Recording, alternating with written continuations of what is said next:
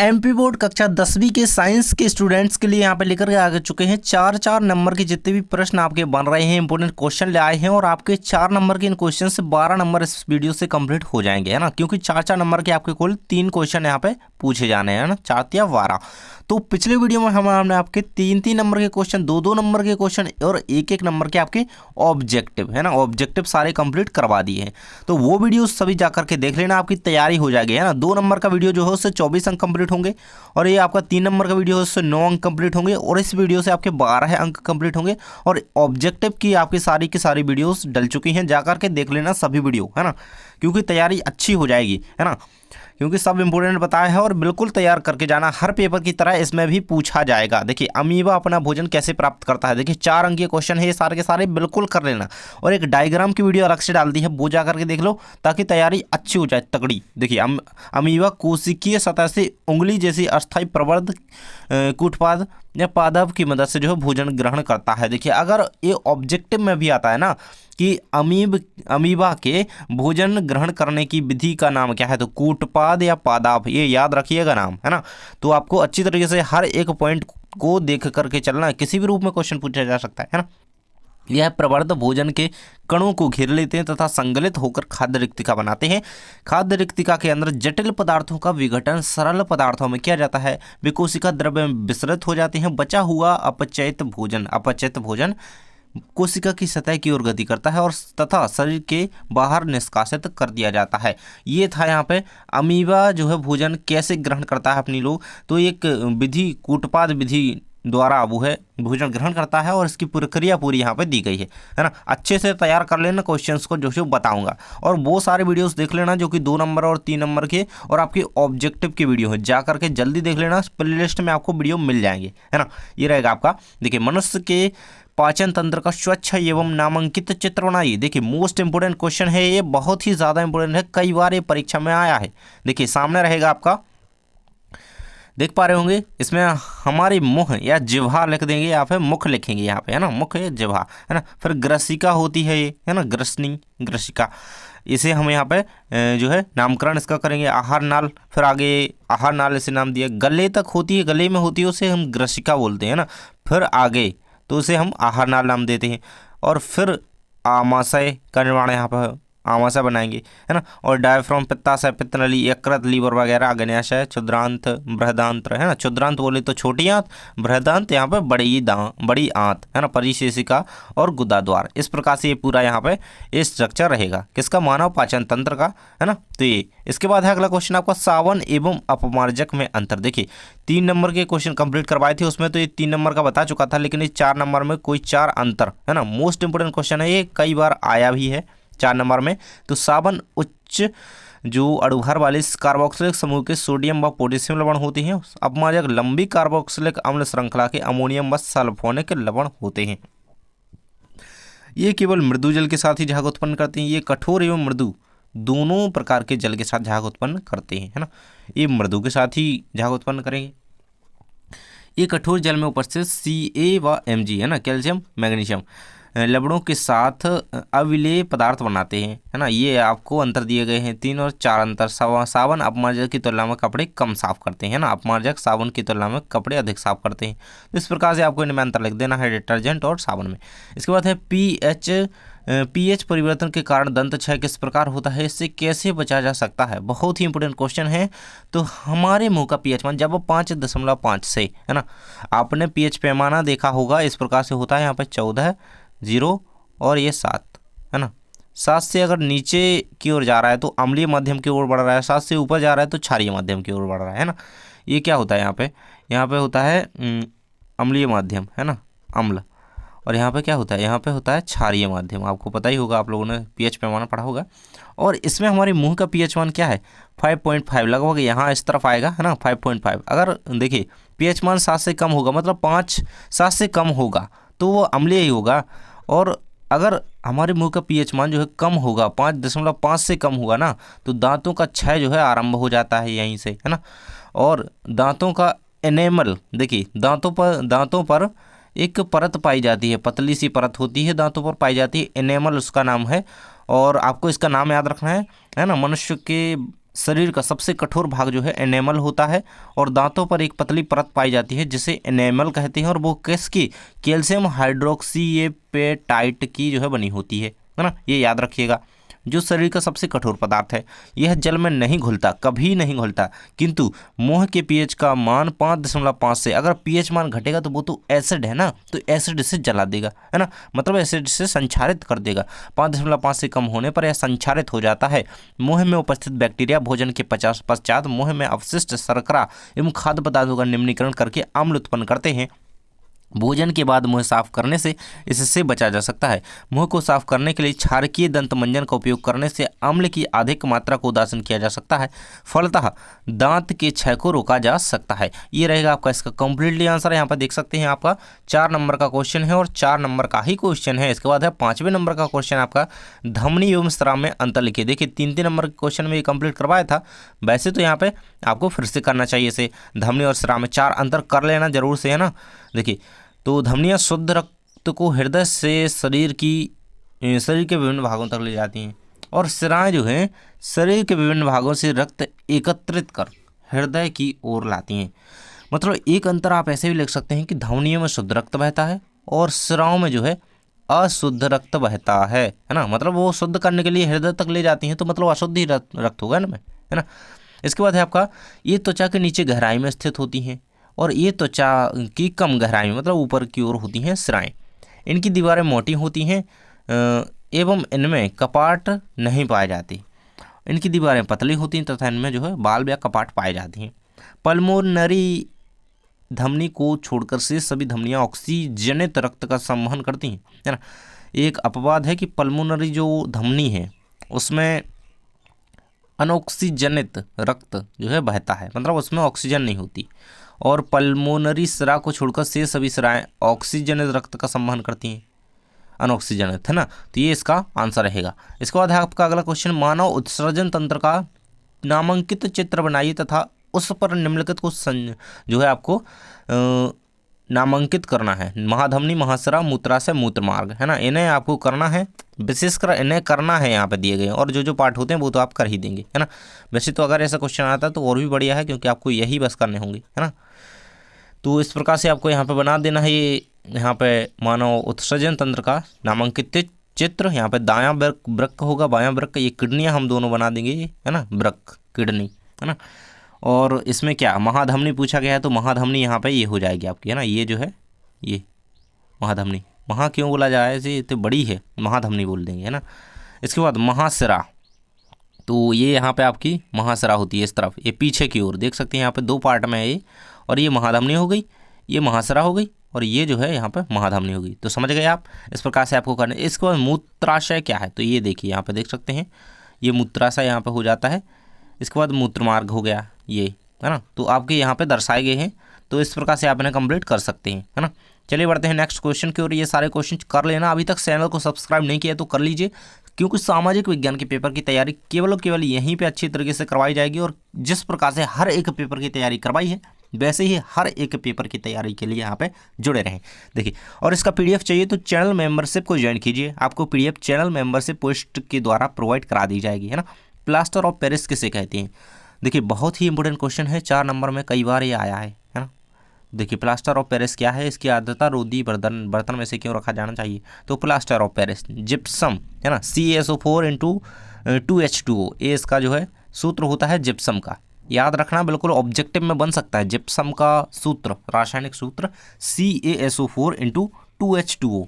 और जो है आपका प्लास्टर ऑफ पेरिस का रासायनिक सूत्र क्या होता है, तो ये होता है CaSO4 × 1Y2H2O, है ना। तो इनमें बस इतना ही अंतर है, जिप्सम के यहाँ पे 2 है, इसमें क्या है 1Y2 है ना, केवल यही अंतर है। और ये याद कर लीजिएगा, जब जिप्सम को 373 केल्विन ताप पर गर्म किया जाता है, करने पर यह जल के अणुओं को त्याग कर प्लास्टर ऑफ पेरिस या अर्ध हाइड्रेट हेमीहाइड्रेट, है ना, यानी कि CaSO4 × 1Y2H2O बनाता है ना। तो यही जो है ये पदार्थ बनता है, प्लास्टर ऑफ पेरिस उसे कहा जाता है। इसके बाद है आर्द्रता रोधी बर्तन में से क्यों रखा जाता है, उसके कारण है दिए गए हैं। प्लास्टर ऑफ पेरिस आर्द्रता की उपस्थिति में आसानी से जल को अवशोषित कर लेता है तथा कठोर ठोस पदार्थ जिप्सम का निर्माण करता है। अतः यदि प्लास्टर ऑफ पेरिस को आर्द्र रोधी बर्तन में नहीं रखा जाता है तो इसकी पूरी मात्रा जिप्सम में बदल जाएगी, है ना। तो इसीलिए इसे आर्द्र रोधी बर्तन में रखा जाता है ताकि वह जो है जल के साथ जल को अवशोषित करके अपने आप में जिप्सम में चेंज ना हो जाए, है ना, इसीलिए रखा जाता है। और ये यहाँ पे क्या होगा, इसकी अभिक्रिया यहाँ पे देख सकते हैं, CaSO4 × H2O प्लस 1Y2H2O, है ना। इससे क्या है, जिप्सम और ठोस पदार्थ बन जाता है अगर इसमें ये जल को अवशोषित कर लेता है अपने आप में, तो है ना, ये जल है तो यहाँ पे क्या होगा, जिप्सम बन जाएगा। इसीलिए उसे आर्द्र रोधी बर्तन में जो है रखा जाता है, आर्द्रता रोधी, है ना। ये अगला क्वेश्चन है आपका, बहुत ज़्यादा इंपॉर्टेंट क्वेश्चन है, ये 4 नंबर का क्वेश्चन है। और देख सकते हैं भोजन के पाचन में लार की क्या भूमिका है, लिखिए भूमिका या कार्य, है ना। भोजन से लार से भोजन चिकना एवं लसदार बनता है जिससे यह भोजन नली में आसानी से फिसल सकता है ना। लार में उपस्थित लाइसोजाइम तथा थायोसायनिक अणु जीवाणुओं को जो है नष्ट करके मुख गुहा को जीवाणु संक्रमण से सुरक्षा प्रदान करते हैं। देखिए, तो हमारी लार में एक तो लार में चिकनाहट होती है ना, जो भोजन को लसदार बनाती है, और दूसरा क्या होगा, हमारी लार में उपस्थित लाइसोजाइम जो अम्ल होता है वो जीवाणुओं को नष्ट कर देता है ना। तो ये संक्रमण से हमें बचाता है ना। तो एक लार चिकना होती है जो भोजन को लसदार बनाती है, आसानी से फिसल सकता है नली में, है ना। इसके बाद है इसमें लाइसोजाइम और थायोसायनिक ये जो है अम्ल पाए जाते हैं जो हमारे मुख के अंदर उपस्थित खतरनाक जीवाणुओं को जो है नष्ट कर देते हैं और संक्रमण से बचाते हैं। इसके बाद लार भोजन को नम करती है जिससे भोजन के बड़े टुकड़ों को छोटे टुकड़ों में तोड़ने तथा चबाने में मदद करती है। तो ये आंसर यहाँ पर आएगा, नम बनाती है भोजन को। इसके बाद लार में उपस्थित एंजाइम एमाइलेज, है ना, टाइलिन मंडल के जटिल अणुओं को शर्करा में खंडित कर देता है जो मंड की अपेक्षा काफ़ी अणु सरल होते हैं, एमाइलेज एंजाइम, है ना। तो देखिए, आपको नाम याद रखना है कि लार में पाया जाने वाला एंजाइम कौन सा है, तो वो है एमाइलेज, है ना। अम्ल की बात नहीं हो रही, देखिए यहाँ पे अम्ल है ये लाइसोजाइम, और यहाँ पे क्या है, ये एंजाइम है ना, ये एंजाइम का नाम है, एंजाइम यहाँ पे देख सकते हैं यहाँ पे। और लार में कौन सा एंजाइम उपस्थित होता है, एमाइलेज, और लार में कौन सा अम्ल उपस्थित होता है, लाइसोजाइम और थायोसायनिक, है ना। तो याद रखिएगा अलग अलग। इसके बाद बढ़ते हैं अगले क्वेश्चन की ओर। ये 4 नंबर का क्वेश्चन बहुत ही ज़्यादा इंपॉर्टेंट है। इसके बाद है आपका निकट दृष्टि दोष क्या है, इसका निवारण कैसे किया जाता है, चित्र की सहायता से समझाइए। देखिए, इस वीडियो के बाद जिसने भी 2-2 नंबर के क्वेश्चन का वीडियो नहीं देखा है, 3-3 नंबर के क्वेश्चन का वीडियो नहीं देखा है, जाकर के जरूर से देख लेना, और ऑब्जेक्टिव का वीडियो तो आप देख ही लेंगे ताकि आपकी अच्छी तैयारी हो जाए, है ना। देख सकते हैं यहाँ पर निकट दृष्टि दोष क्या है। देखिए, दोष का जो नाम है वहीं का हमें दिखाई नहीं देता है, मतलब जब कोई व्यक्ति निकट या पास रखी वस्तुओं को स्पष्ट देख सकता है परंतु दूर रखी वस्तुओं को सुस्पष्ट नहीं देख पाता है तब उसे निकट दृष्टि दोष कहते हैं, है ना। और इसके बाद इसका है, इस दोष का संशोधन उपर्युक्त क्षमता के अवतल लेंस के उपयोग से किया जाता है। उपर्युक्त क्षमता का अवतल लेंस वस्तु से प्रतिबिंब को पुनः दृष्टिपटल यानी कि रेटिना पर ले आता है ना। ये इसका निवारण हो गया, इसका यहाँ पे परिभाषा हो गई। देख सकते हैं निकट दृष्टि दोष, इसका इस प्रकार से देखिए, आप लिख देंगे, केवल आपको टीचर नंबर काटने के चांस उनके पास होते हैं। अगर आपने इस प्रकार से उसे रेखाचित्र के द्वारा समझा दिया ना, एक भी नंबर आपका नहीं कटेगा। तो ये आपको जरूर से 2 बार बना लेना है और आप इसमें अच्छी तरीके से इसे कर लेंगे। इसके बाद है आपका दूरदृष्टि दोष। देखिए, दीर्घ या दूरदृष्टि दोष, तो दूरदृष्टि दोष को दूरदृष्टिता भी कहते हैं। दूरदृष्टि दोष युक्त कोई व्यक्ति दूर की वस्तुओं को तो स्पष्ट देख सकता है, मतलब जहाँ का दोष है उसे वहाँ की वस्तुएं तो देख लेगा लेकिन उसके विपरीत वस्तुएं नहीं देख पाएगा। मतलब दूर दृष्टि दोष है तो निकट की वस्तुएं जो है स्पष्ट नहीं देखेंगे, है ना।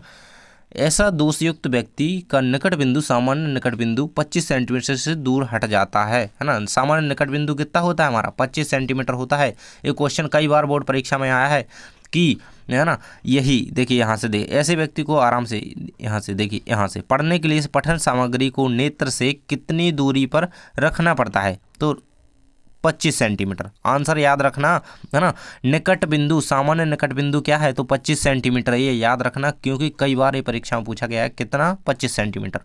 इसके बाद है आपका आगे, देखिए कारण क्या है, तो दूरदृष्टि दोष का कारण है अभिनेत्र लेंस की फोकस दूरी का अत्यधिक हो जाना, नेत्र गोलक का छोटा हो जाना, ये कारण है। निवारण क्या है, इस दोष को उपयुक्त क्षमता के अभिसारी लेंस यानी कि उत्तल लेंस का उपयोग करके इस करके संशोधित किया जा सकता है ना, इसका इलाज किया जा सकता है। और इसका भी आपको यहाँ पर रेखा चित्र सीख लेना है। तो कुछ इस प्रकार से इसका किरण आरेख बनाएंगे, और ये बनाएंगे तो आपका एक भी नंबर नहीं कटेगा, बिल्कुल अच्छी तरीके से यहाँ पे आपको दोनों के सीख लेने हैं। इसके बाद है आपका प्रथम 4 हाइड्रोकार्बन के नाम, संरचना सूत्र, सूत्र एवं संरचना सूत्र लिखिए। तो देखिए यहाँ पे परमाणु कार्बन की संख्या दी गई है, यहाँ पे नाम दिए गए हैं, अणुसूत्र दिए गए हैं, संरचना सूत्र दिए गए हैं। तो देख सकते हैं आपके सामने ही ये सारा का सारा मैटर दिया गया है। तो मेथेन, एथेन, प्रोपेन, ब्यूटेन दिए गए हैं। तो यहाँ पे मेथेन का जो संरचना सूत्र होता है वो आप सामने देख ही सकते हैं, है ना। तो देखिए आपको ये बनाना कैसे दे, आप बहुत ही सरल है, आपको पता ही होगा वैसे तो कई विद्यार्थियों को। अणुसूत्र क्या है इसका, CH4 है। देखिए C है, H है, 4 है, मतलब C लिखा है तो C तो एक ही है ना, तो C इस प्रकार से हमने एक है तो बीच में लिख दिया। H कितने हैं, 4, तो अब N का हमें बॉन्ड बनाना है, चेन बनानी है, जोड़ना है। इसका संरचना सूत्र तो इस प्रकार से ये 4 हो गए ना, 1 2 3 4 देख पा रहे होंगे आप यहाँ पे, और 4 ही हमारे H थे, है ना। तो इस प्रकार से आप इसका बना देंगे। इसके बाद इसमें क्या है, इसमें C 2 हैं, C देखो 2 हो गए, H कितने हैं, 6 हैं, 1 2 3 4 5 6। तो इस प्रकार से इसका संरचना सूत्र बना देंगे। इसके बाद है आपका अगला प्रोपेन, तो प्रोपेन का C3H8 है ना, तो 3 C हो गए हमारे, है ना, C3 और H8, 1 2 3 4 5 6 7 8, है ना, H8 ये हो गया हमारा प्रोपेन का संरचना सूत्र। इसके बाद ब्यूटेन का संरचना सूत्र देखें, C4H10, है ना, तो ये देख सकते हैं 4 C है, यहाँ पे कार्बन है, और H10, है ना, तो ये H बने हुए। तो इस प्रकार से आप इसका संरचना सूत्र कर लेंगे। इसके बाद है pH मान से क्या आशा है, और pH मान के दैनिक जीवन में महत्व को लिखिए। pH मान किसी विलयन की अम्लता, मतलब अम्लीयता या क्षारकता की एक माप है। तो pH पैमाना का आप इस प्रकार से डायग्राम भी बना देंगे तो और भी अच्छी तरीके से टीचर को समझ आएगा, है ना, कि बच्चे को आता है तो उसने बनाया है अच्छी तरीके, है ना। इस प्रकार से होता है 0 से 14 तक होता है, और 7 जो है उसका उदासीन पॉइंट होता है, मेन पॉइंट होता है, बिल्कुल सेंटर पॉइंट होता है ना। देखिए इसमें क्या होता है, विलयन का pH मान 7 से कम है, मतलब 7 से कम है तो वो अम्लीय होगा, और 7 से अधिक है तो वह क्षारीय होगा, और 7 ही है, मतलब 7 है यहाँ पे pH है तो वो उदासीन होगा, है ना। तो देखिए 7 से कम तो अम्लीय, 7 से ज़्यादा तो क्षारीय, और 7 है तो उदासीन। बस इतना याद रखिए, आप पे आसानी से बन जाएगा, है ना। इसके बाद है pH का दैनिक जीवन में महत्व क्या है, तो मृदा का pH मान ज्ञात करके मृदा में बोई जाने वाली फसल की किस्म में मिलाए जाने वाले उर्वरक का प्रकार आदि को सुनिश्चित किया जा सकता है, और हमारे उदर में हाइड्रोक्लोरिक एसिड उत्पन्न किया जाता है, जो उदर मतलब आमाशय में, है ना, जो भोजन के पाचन में सहायक होता है ना। क्योंकि हमारे शरीर में अगर कोई जीवाणु, कोई बैक्टीरिया वहाँ तक पहुँच जाते हैं तो ये जो हाइड्रोक्लोरिक एसिड होता है ना, ये उन्हें नष्ट कर देता है, मतलब एक तरह से हमारी सुरक्षा करता है ना। अपच की स्थिति में अम्ल की अधिकता में पेट में दर्द एवं जलन होती है। इस दर्द से मुक्ति पाने के लिए एंटासिड नामक, अगर हमारे शरीर में अपच की स्थिति पैदा हो गई है, मतलब अधिकता हो गई अम्ल की, मतलब हाइड्रोक्लोरिक अम्ल अधिक मात्रा में उत्पन्न हो गया है, तो उसे हम क्या करते हैं, एंटासिड नामक जो है क्षारक का उपयोग करते हैं। ये एक मेडिसिन ही मान लो, है ना। तो इसका यूज़ करते हैं हम किसके लिए, अपच के उपचार में किस औषधि का उपयोग किया जाता है, तो एंटासिड। मैंने आपको ये कंप्लीट करवाया है ना क्वेश्चंस में, जो आपके एक नंबर के क्वेश्चन है। इसके बाद है अम्ल एवं क्षार में कोई 4 अंतर लिखिए। मोस्ट इंपोर्टेंट क्वेश्चन है, और धातु में कंप्लीट करवा दिया था, कर लेना। देखिए अम्ल क्षार, अम्ल स्वाद में खट्टे होते हैं, क्षार स्वाद में कड़वे होते हैं, कसेले होते हैं। ये नीले लिटमस पेपर को लाल कर देते हैं। देखिए कई बार क्वेश्चन आया है कि खालिस्तान नीले लिटमस पेपर को लाल कर देते हैं, कौन, तो अम्ल कर देते हैं। नीले को लाल कर रहे हैं, अम्ल कर रहे हैं, और लाल को नीला कर रहे हैं, वो क्षार कर रहे हैं। ये क्वेश्चन ऑब्जेक्टिव में कई बार आना है। ये जलीय विलयन में हाइड्रोजन आयन प्रदान करते हैं, यानी कि H+ आयन प्रदान करते हैं, और ये क्या करते हैं, ये OH- आयन यानी कि हाइड्रोक्सिल आयन प्रदान करते हैं, है ना। ये H+ आयन हाइड्रोजन आयन, और ये क्या करते हैं, OH- आयन हाइड्रोक्सिल आयन करते हैं, क्षार। इसके बाद है ये क्षारकों को उदासीन करते हैं, ये अम्ल को उदासीन करते हैं, करेंगे क्योंकि विपरीत काम है दोनों का, विपरीत स्वाद है दोनों का, है ना। तो चैनल को सब्सक्राइब कर लीजिए और वीडियो को लाइक कर दीजिए, लाइक कर दो जल्दी। इतने सारे क्वेश्चन जो बता दिए हैं, है ना, 2-2 नंबर के, 3-3 नंबर के, और ये 4 नंबर के कंप्लीट हो गई, है ना। और ऑब्जेक्टिव की वीडियो देख लेना जा करके, सारे के सारे कंप्लीट कर लेना। पूरे वीडियोस डल चुके हैं, अब कोई भी वीडियो बाकी नहीं रहा है ना। तो साइंस की बिल्कुल तैयारी करनी है, प्लेलिस्ट पे जाओ और हर एक वीडियो देख डालो साइंस का, आपकी तैयारी बेहतरीन हो जाएगी। और डायग्राम का एक वीडियो डाला है वो भी देख लेना, ताकि आपके डायग्राम सभी कंप्लीट हो जाए। थैंक्स फॉर वॉचिंग, मिलते हैं नेक्स्ट वीडियो में।